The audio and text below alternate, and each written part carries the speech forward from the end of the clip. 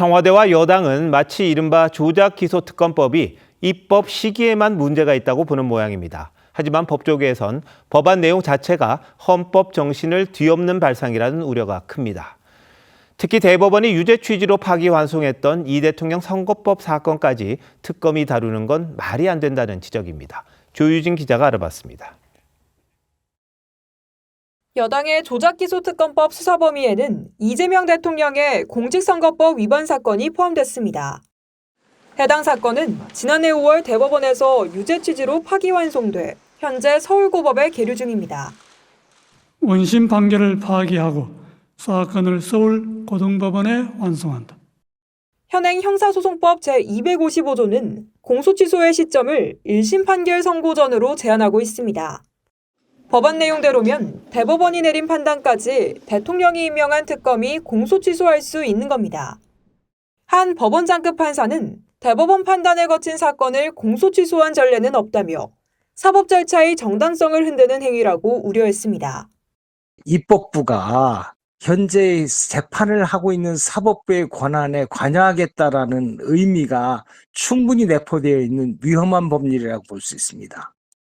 진보 성향 시민단체인 경실련도 대통령이 임명한 특검이 대통령 본인 사건의 공소유지 여부를 판단하는 구조는 이해충돌 논란이 불가피하다며 관련 조항 삭제를 촉구했습니다. TV조선 조유진입니다.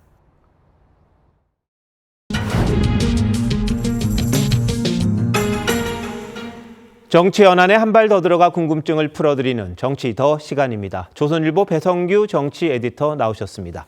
자, 오늘 주제 알려주십시오. 네, 공소취소 역풍입니다. 자, 이른바 공소취소특검법 발의된 지가 이제 나흘 됐는데 이재명 대통령이 어제였죠. 이 속도 조절을 주문을 했습니다. 그만큼 지방선거에 미치는 영향이 있다 이렇게 본 겁니까? 네, 그렇습니다. 이 지방선거를 한 달 앞두고 이 공소취소 특검이 지금 최대 이슈로 떠올랐습니다. 네. 최근 부산, 대구 여론조사에서 여야 지지율 격차가 오차 범위로 줄었습니다. 그리고 여권 우세에서 접전으로 바뀌었고 서울 지지율도 격차가 줄어들었습니다. 네. 전문가나 여야 모두가 공소취소 특검 여파라고 보고 있습니다.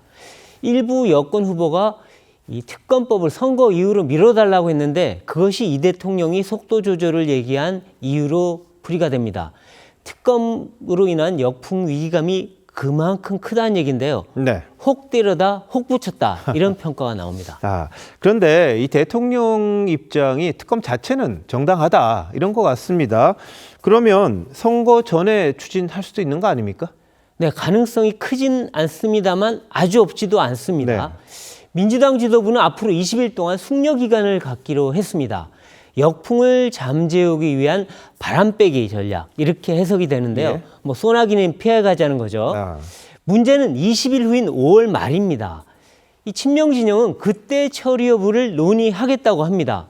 이 선거 판세를 보고 결정하겠다는 것인데요. 네. 선거 후엔 정청래 대표와 친청 진영이 특검법을 처리한다는 보장이 없다. 이런 불안감이 깔려 있는 것 같긴 합니다. 하지만 특검법을 강행하면 선거 막판에 최대 악재가 될 수 있습니다. 아무리 대통령 관심사라 해도 쉽지는 않은 일입니다. 지도부 생각이 좀 뭔가 다르다 이런 이야기군요. 네. 자, 그런데 야당 심판 대신 이러다 보면 말씀하신 것처럼 정권 심판론 이게 커질 수도 있습니까? 네. 얼마 전만 해도 윤석열 정부에 대한 내란 심판론, 또 장동혁 대표에 대한 야당 심판론이 지배적이었습니다. 네. 국민의힘의 퇴행과 내분에 대한 분노, 실망이 그만큼 컸다는 얘기죠.